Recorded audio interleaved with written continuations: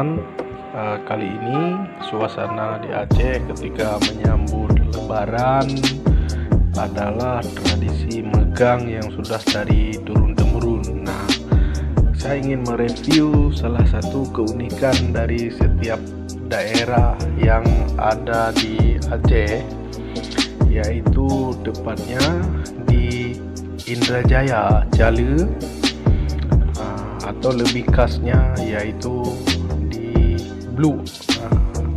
Jadi di sana ada satu makanan khas, ini sejenis dodol, namanya halwa ya. Jadi pada saat Lebaran megang, orang-orang suka ini kue khasnya lemang sama ini namanya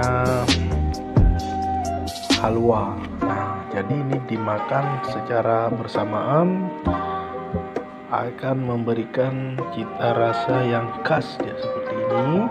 Nah, jadi lemang dilapisi dengan halwa seperti ini. Nah, ini rasanya